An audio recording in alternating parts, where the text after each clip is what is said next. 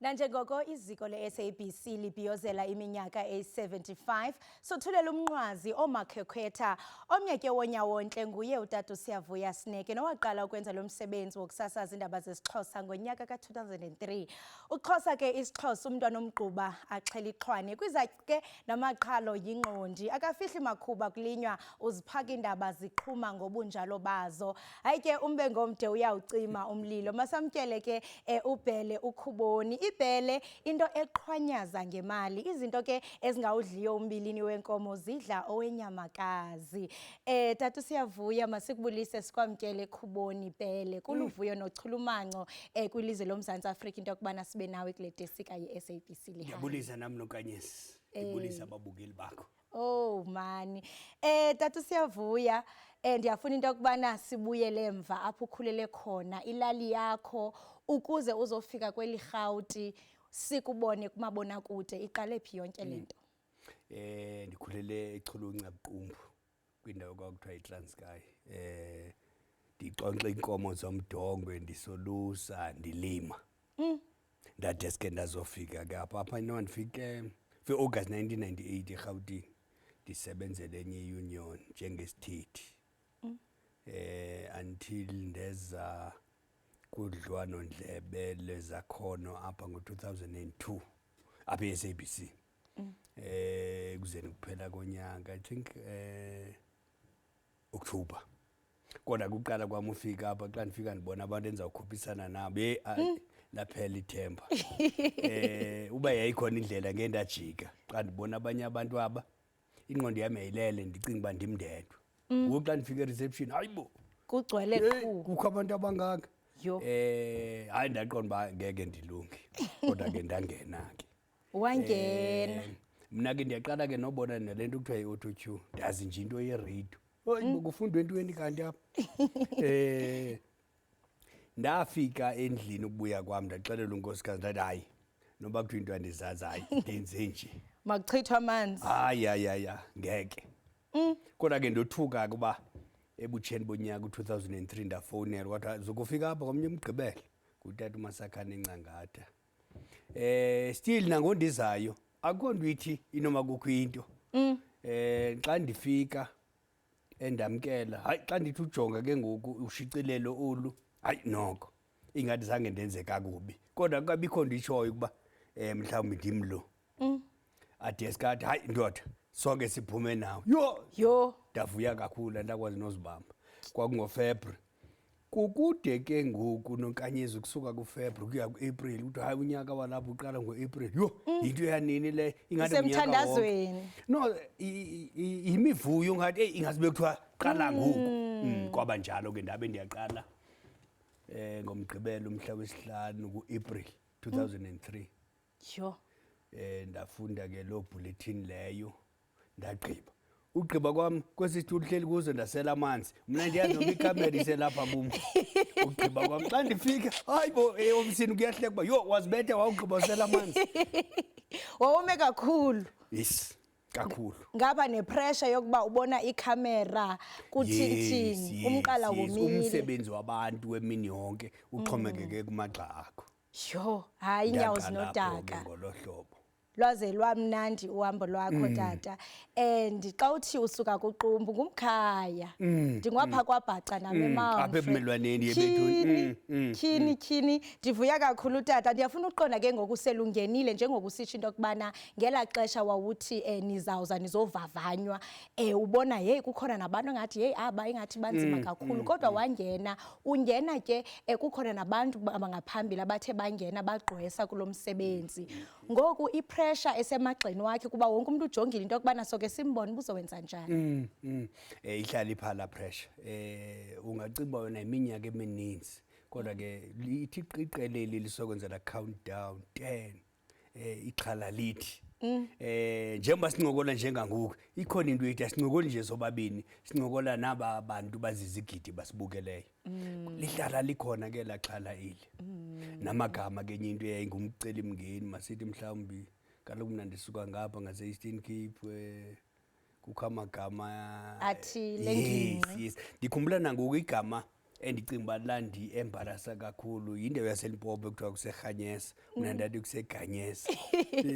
Ndafika nalapha eofisini kuhlekwa, bethu umntu wangapha kuqumbu useRhanyesa pha. Yes, akhona kamagama njalo. Yilaa nto ibalulekileyo ukuthi mhlawumbi ke phambi koba uze emoyeni ubuze namagama e-Afrikaans, amanye ke ngawangaphandle, i-French, Spanish, amagama ezemidlalo. Kodwa ke kuyabaluleka ukuthi ubuze uba lithini eligama. Lithini eligama. Sengumceli mngeni nakuthi ke leyo soloko njalo ndixela ndithi ayibo Liven lithini eligama aphendule bethuna.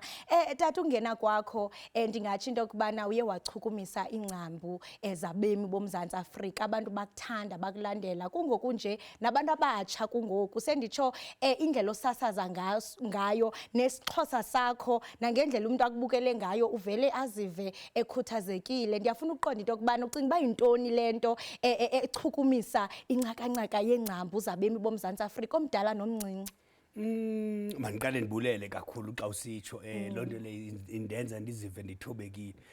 Ulwimi olubalulekile kakhulu, ulwimi lwenkobe, ulwimi elithetha ukuthi umuntu ulwimi lwakho luthetha ubuwena.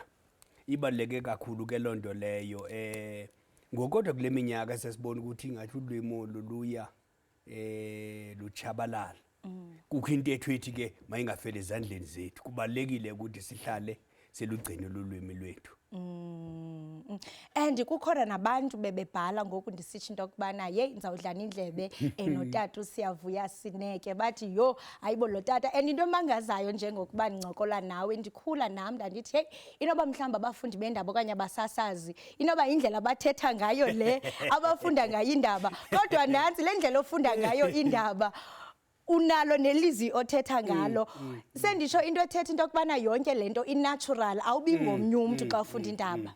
Ibalulekile ke loo nto leyo uba as much as bekhona abantu obone kubo, ukhona untata kwakuthiwa nguSanu Senqoloba Radio Transkei kudala, bekhona noButhemba Makeleni apho sisinoxolo Grootboom, omama uThandime Satyo. Kodwa kubalulekile uba ube nguwe kuba kaloku abantu bazawuthi siyamazi laa mntu asifuna owesibini. So yiba nguwe kodwa nangona ubunikwe ifuthe ngomnye umuntu. Simnandi ke isiXhosa. Simnandi siyanambitheka impepho entsasa ngokuthethayo ingathi ndiyakumamela oko. Lihamba nelizwi line rhythm niyayo yonke into. Xa ubalula lamagama oMakhwekhwetha noNyawontle ndiyafuna uqonda into kubana kuwe ngaphambi kokuba uzibandakanye nesisikhululo elijelo losasazo ingaba mhlambe bakhona abantu awujonge kubo kunomathotholo babefunda indaba. Babukanye bona babalulayo uSanu Senqoloba utata ongasekho uGcwanini wayithi xa ezifunda indaba kuthi cwaka endlini. Ibalekile ke loo nto leyo abantu bamamele kuba lokhu uze nomyalezo ekufuneka bewuvile esasidima.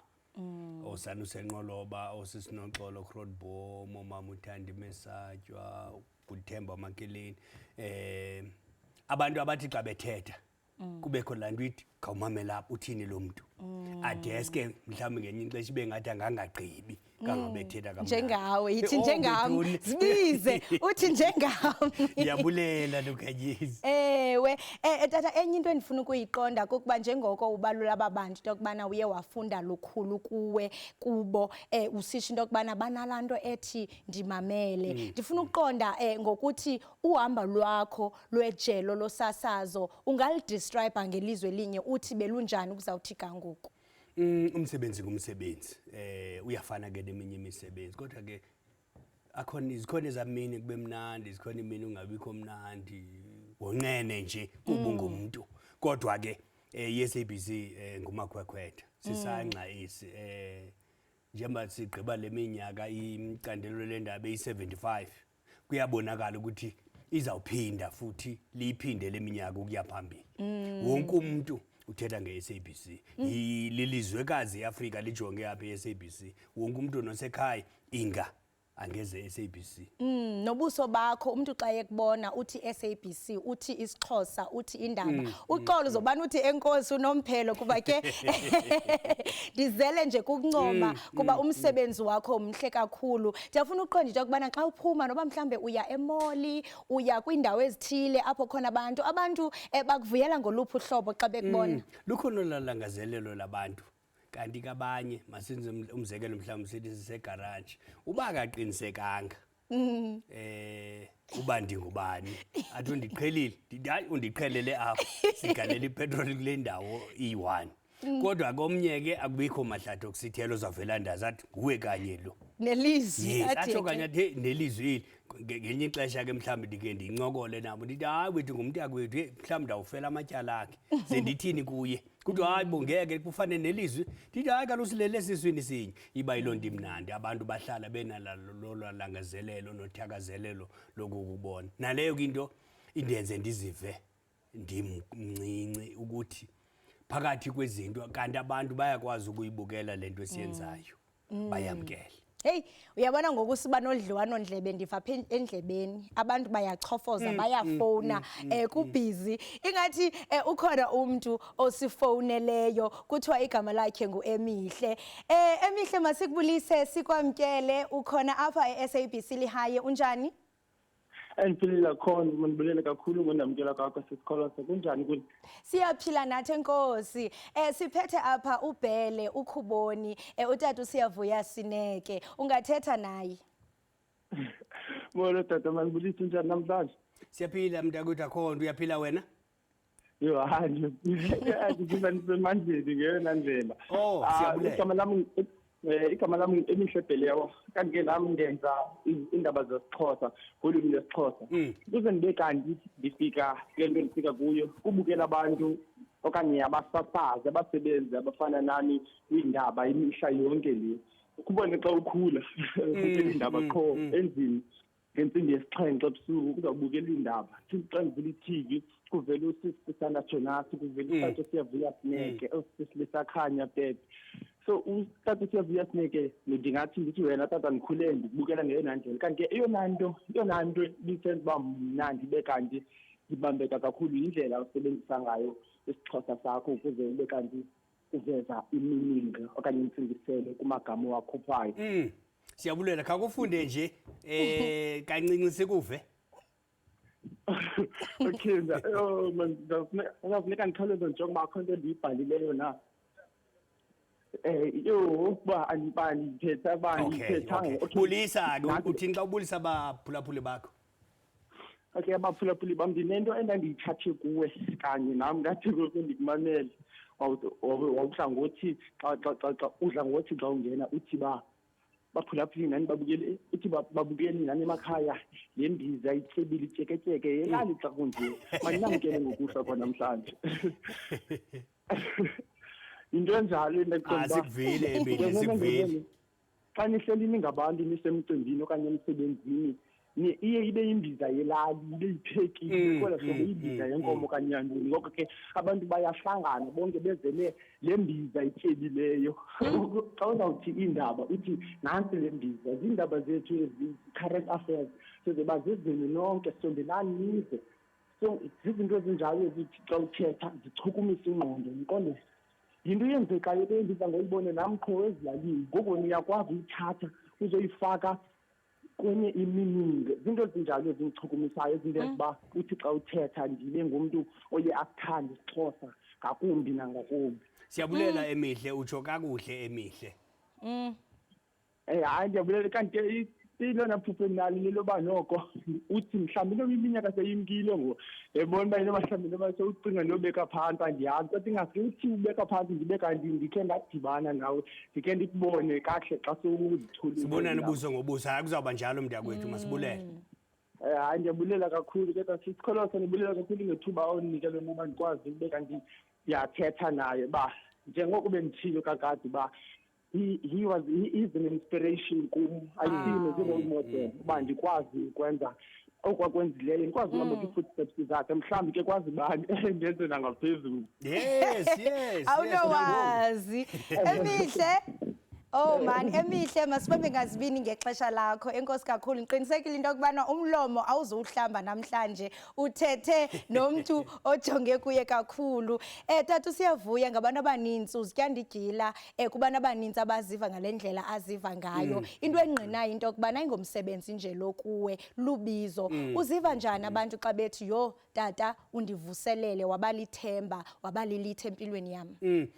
Nangona kholoza uyothi xa usebenza eyona nto ibaluleke into uba kwenziwe indaba ngaloo mini Now xa sowufumana ifeedback elohlobo kukho abantu abaninzi abangaka bathi lifuthe yabona pha eofisini khona nolilitho uzawuthi ulilitho hey ndandisekude ndiqoma hey lo tata lo nto leyo ke ikwenza wonwabe ukuthi awu noba ligalelo elincinci kanti ukhona umuntu noba mnye noba babini oyithatha ngento yoba yinto enkulu le uyenzayo. Siyabulela kakhulu. Oh mani uyamazi kukhona omnye ubhuti uyamazi lo bhuti olapha emva kwakho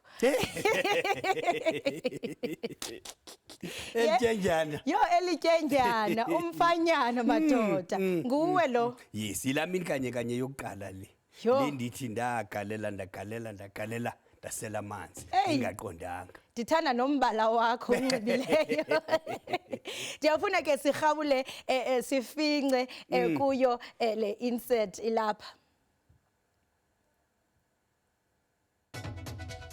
Bhotane emakhaya kuluvuyo ukuthi kuniphakela indaba esinilungisele zona ngokuhlwa nje kwijelo le-SABC 1 singaphosisanga maseko maseningcamlele kulo mphanda wethu. Ziphikiwe ingxelo zokuba umkhosi wasemelika ungenile eBaghdad. iChina zinjongo zakuphuma epalamente inkokheli ye-IFP. Irhobe nje yaphuma kukhuphiswano le-AMSA e-Orlando Pirates. Wow. Nguwe lo. Ndim lo. Nguwe nalo. Nini nobabini. Uyanga self no older self no future self osezayo. Sentsho ukubona igrowth yakho ukhula kwelijelo losasazo. Andifuni kubiza eligama kodwa abantu baye kuthiwa yo bawile kwakukho osibanibani xa sithi siyajonga hayibo kuthiwa bawile kungemnandanga ke kuba kaloku ubom yinto esingeke siyazi amangomso awaziwa. Ungathi mhlambe yintoni lento yakubamba yabaludondolo into kubana mawuhlale kwingcambu zakho ungagunqi ungaqhushalazi noba mhlambe kukho amahla ndenyuka kodwa ube relevant kuyo yonke leminyaka. Isiqalo sobulumko noxangatho lwazi lukho kukuyiYehova. Zonke izinto ziqala ngomthandazo. Okwesibini ke nokumamela. Umamela abaphathi, umamele nabantu. Njengoba silapha ngokwabe studio ukhona i-team esisebenza nayo. Mhlawumbe bazakuxelela ukuthi ezinto zinxibileyo azisebenzi kakuhle. Ungayithathi kakubi lonto leyithathe ngento yoba bayakwakha. Uzoxa uphinda ubuya zibe zingekho ezo zinto ezo. Kuphinde kube khona nabantu mhlawumbe abatsha ukuthi sekunxitywa ngohlobo ngoku kufuneka ungashiyeki nawe uhambe nabo. Ndingathi zezonto ezimbini umthandazo nokumamela. Kumthandazo nokumamela. Abantu bayakubona bathi hayibo awutshintshanga tu usafana like kanti unangaphi kanti lo tata kunini wabangaka into legcina ube fresh ube alive. Andityi ke yonke into. Zikhona into ezityiwa ngamadoda. Ezinepesenti. Hayi andifiki kwizinto ezityiwa ngamadoda. Mhlawumbe ke naleyo into incedile kakhulu. Ngexesha ke nokubana ujima uhambe nangeenyawo. Phakathi kwezinto othe waziphumelela uye wawongwa kwiphondo laseMpuma Koloni ngenxa yomsebenzi wakho obalaseleyo eqaqambiseni isiXhosa. Ndiyafuna into obana usityebisele ngalonto. Yabona maniqale ndithi kuqala ngexesha elasebe ubusiswe Jameson osebenza kule Thetha Nam zange ndimkholelwe. Yayinto njengathi ndicimba uyadlala. Kwafuneka kumphathi wami uZodwa noGilana icacisa uba yinyani le akudlalwa ngawe. Iphondo leMpuma Koloni liya kuwonga ngegalelo lenzileyo.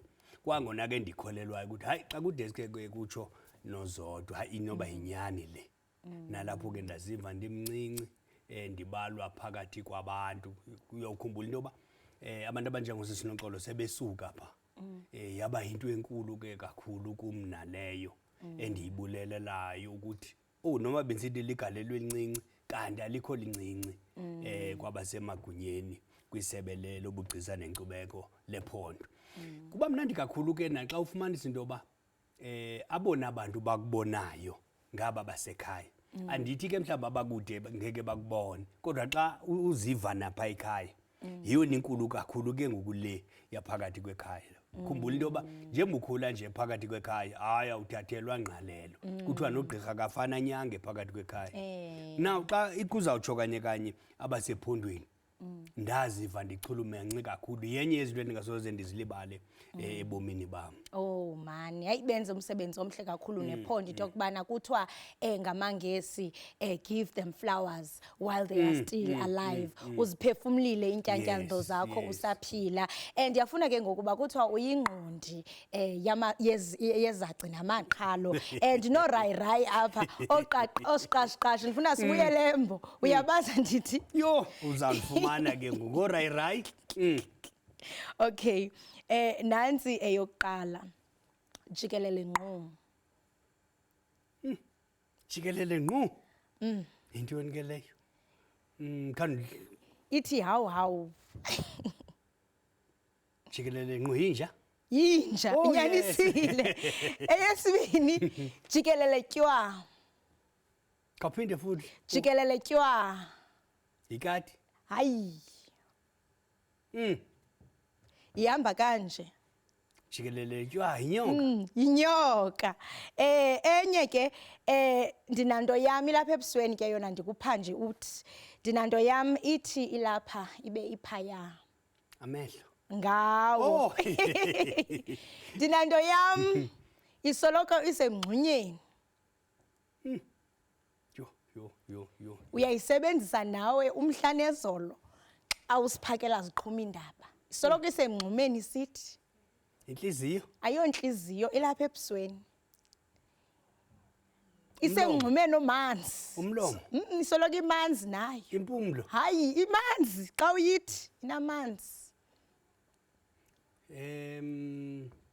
Kanini phindluva? Ipink okanye ibomvu. Igazi? Ayibonakali. Yo, ayo ndifumene namhlanje. Ndiba ndiveza. Ulwimi. Oh yes. Ulwimi. Ndiyafuna ke ngoku uya kweyokugqibela. Ndinamntu wam uthi xa amaxesha besingawajonge ebhodini bekuzosasiphaka. Dinalo mntu ke. Usiyavuya? Nguwe. Nguwe tata. Hayi Ufumene usebenzile. Ufumane 3 out of 4. 4 out of 5. Yes, 4 out of 5 uzamile. Nkosi nonkanyesi. Xa siyiqwela tata siyiqongqotha, ndiyafuna uqonda into yokubana ngeyiphi legacy ongarhalela ukuyishiya kweli loMzantsi Afrika kumlisela nomthinjana. Singabantwana singatsho into yokubana silahle ubuthina. Silahle imbongophoyana. Ilwimi zethu zizinto esizijongela phansi sithi hayi zizinto zamaqaba. Ungomnye wabantu abaye bakhanyisela isizwe.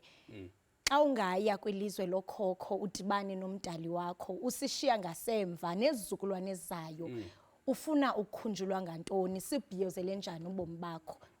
Ukuba ngaba ndingakhunjulwa mhlawumbi njengomnye wabantu ababa negalelo noba lincinci ukuphuhlisa ulwimi lwenkobe. Ngelithi akwaba nabanye abantu bangazithanda ilwimi zabo. Ilwimi zingatshabalali. Ngokodwa ke kwelixesha siphila kulo ixesha letechnology kusekho amagama angekhoyo ngokupheleleyo kulwimi lwethu esingaziyo uba singathini. Akwaba kumlisela nomthinjana osesemandleni. Ungahlala uqhekeke inhloko ucinge banzi uba ingaba yintoni leya le into esingathi intoni kusungula amagama etechnology ngelwimi zethu thina abantu. Mhlambe sibe nayo ne-app yesiXhosa noba iyasidirector ithi jika ngasekhohlo. Ngena ke ngoku, nyuka ke ngoku kwimigama uthi ndiyathemba into yokubana uzoba ngomnye wabantu abazabe besenza ii-voice overs yezo app. Bulele nonkanyesi, bulele kakhulu. Ngena ngexesha ndiqoqa uthi uyandifuna ndithi hey Nkosi yami. Hey ubungafumaneki. Ngenxa yokuxakeka kodwa ke ndiyabulela kakhulu. Nani nenza umsebenzi omhle bethuni sixa sibona sibomba khona amasalela nanka. Nabo nonkanyesi. Masiqhumeke. Inqawe emaxhekweni iyondililisa ndikumuntu onenyembezi andifuni kulila. Nkosi kakhulu. Tata siyavuya Khuboni Bhele langalokulunga. Siyabulela kakhulu ngegalelo lakho kwiziko losasazo iSABC. Abantu ke bayathanda ukupapasha iividiyo zakho phaa kumakhasi onxibelelwano besenza zonke ezi zinto odla ngokuzitsho. Umbongo ndiyamcima umlilo. Makuthethe ubumnyama uzitsho ngeemini ezahlukileyo. Kodwa namhlanje ndifuna ingqokelela yazo zonke zibe khona so that umuntu angabane enqunqa ngapha eze ngapha abe nazo zonke. Xa siya ke tata wam ngenhlonipho nje enkulu nokuzithoba ndiyafuna into yokubana usiphe ingqokelela yazo zonke. Ndizokunikeza ikhamera, ndiyacinga into yokubana inoba ikhamera 3 na ukhamera 1 nanku nguye ozomjonga usiphe zonke. Makuthethe bumnyama kuvela ukukhanya kube chosi kubele qonqololo. Masiye evenkileni.